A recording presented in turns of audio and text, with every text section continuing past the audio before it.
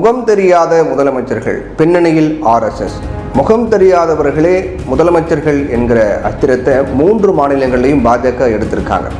ஆனால் அவங்க கட்சிக்கு பின்னணியில் இருந்து RSS-ஆல் உருவாக்கப்பட்டவர்கள் அப்படிங்கிறது தான் உண்மை.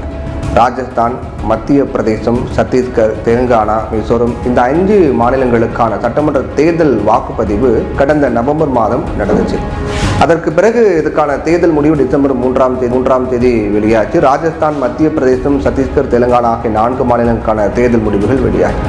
மிசோரம் மாநிலத்துக்கு டிசம்பர் 4ஆம் தேதி முடிவு வெளியாச்சு. இதில் ராஜஸ்தான், மத்திய பிரதேசம், சத்தீஸ்கர் ஆகிய 3 மாநிலங்களில் பாஜக ஜெயிச்சாங்க. தெலுங்கானாவில் காங்கிரஸும், மிசோரத்தில் ஜோரம் மக்கள் கட்சியும் வெற்றி பெற்றாங்க. இந்த தேர்தலில் பாஜக வெற்றி பெற்ற 3 மாநிலங்களான ராஜஸ்தான், மத்திய பிரதேசம், சத்தீஸ்கர் ஆகியவற்றில் முதலமைச்சர் வேட்பாளர் யார் அப்படிங்கிறத கட்சி தலைமை அறிவிக்காமல் போட்டியிட்டாங்க. அதே போல் பாஜக எம்பிக்களை வைத்து பிரச்சாரம் மட்டும் செய்யாமல் மக்கள் மத்தியில் அதிக செல்வாக்கு கொண்ட எம்பிக்களை போட்டியிட வச்சாங்க. தேர்தலில் போட்டியிட்ட மத்திய அமைச்சர்கள் உள்ளிட்ட பாஜக எம்பிக்கள் 12 பேரில் 10 பேர் வெற்றி பெற்றாங்க. மத்திய பிரதேச மாநிலத்தில் இருந்து பல பேர், அதே போல் பிரகலாத் சிங் பட்டேல், நரேந்திர சிங் தோமர், ரித்தி பதக், ராகேஷ் சிங், உதய் பிரதாப் சிங் இவங்கெல்லாம் வெற்றி பெற்றாங்க. அதே போல் ராஜஸ்தானில் இருந்து முன்னாள் மத்திய அமைச்சர் ராஜ்யவர்தன் ரத்தோர், குரோடி லால் மீனா மற்றும் தியா குமாரி இவங்க எல்லாரும், சத்தீஸ்கரில் இருந்து அருண் சாவ் மற்றும் கோமதி சாய் உள்ளிட்டோர் வெற்றி பெற்றாங்க. இவங்கள MP பதவியில் இருந்து ராஜினாமா செய்த நிலையில் அவங்களே மாநில முதலமைச்சர்களாக தேர்வு செய்யப்படுவார்கள் அப்படின்னு பேசப்பட்டது.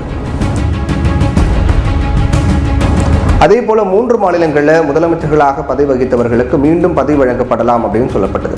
இந்த 3 மாநிலங்களோட தேர்தலை எதிர்கொண்ட தெலுங்கானா, மிசோரம் மாநிலங்களில் பதவியேற்பு விழாவே நடந்து முடிந்த நிலையில் பாஜக முதலமைச்சர் யார் அப்படின்னு முடிவு செய்யறதால 3 மாநிலங்களில் கட்சிக்குள் குழப்பங்கள்லாம் ஏற்பட்டது. இந்த நிலையில் எல்லா கணிப்புகளையும் தகர்த்து முகம் தெரியாத 3 பேருக்கு 3 மாநிலங்களையும் முதலமைச்சர் பதவியை வழங்கியிருக்காங்க பாஜக. சத்தீஸ்கரில் பட்டியல் சமூகத்தை சேர்ந்த விஷ்ணு தியோசாய், மத்திய பிரதேசத்தில் இதர பிற்படுத்தப்பட்ட சமுதாயத்தை சேர்ந்த மோகன் யாதவ், ராஜஸ்தானில் பிராமண சமுதாயத்தை சேர்ந்த பஜன்லால் சர்மா இவங்க எல்லாரையும் நியமித்து சாதி பாகுபாடு பார்க்காத கட்சி அப்படிங்கிற தோற்றத்தை நிறுவ முயற்சி பண்ணியிருக்காங்க பாஜக. இதை விட முக்கியமான விஷயம், மாநிலங்களில் வலுவான தலைவர்களாக குறுநில மன்னர்களைப் போல இருந்த பாஜக தலைவர்கள் முன்னாள் முதலமைச்சர்களை காலி செஞ்சிருக்குது பாஜக.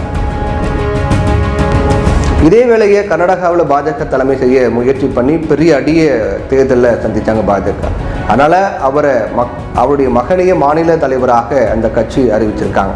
ஆனால் வட இந்தியாவில் நிலவரம் வேறு மாதிரி இருக்குது அப்படிங்கிறத உணர்ந்த பாஜக தலைமை இந்த 3 மாநில தேர்தல்களில் முன்னாள் முதலமைச்சர்களை தேர்தல் வர நன்றாக யூஸ் பண்ணிக்கிட்டு கழற்றி விட்டுட்டு முகமறியாதவர்களை முதலமைச்சராக்கி இருக்காங்க.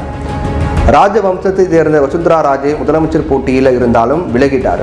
அதோடு இதர பிற்படுத்தப்பட்டோரை மத்திய பிரதேசத்தில் முதலமைச்சராகி இருக்கிறது பாஜக. ஆனால் ராஜஸ்தான் மாநிலத்தில் செல்வாக்கு மிக்க ராஜபுத்திரர்கள் இருப்பதால் அங்கே பிராமண சமுதாயத்தை சேர்ந்தவரை முதலமைச்சராக இருக்காங்க.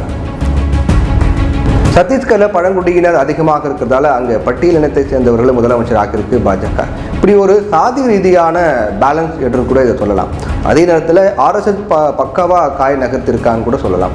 2024 மக்களவை தேர்தல் நெருங்கும் நிலையில் மோடி அப்படிங்கிற ஒற்றை தலைமை முன்னிறுத்தி பாஜக தேர்தலுக்கான வியூகம் வகுத்துட்டு வராங்க. இனி எதிர்க்கட்சிகள் எத்தகைய காய் நகர்த்தல்களை முன்வைக்க போகிறாங்க அப்படிங்கிறத பொறுத்தே அடுத்த தேர்தல் களம் சூடுபிடிக்கும் அப்படின்னு நம்ம எதிர்பார்க்கலாம்.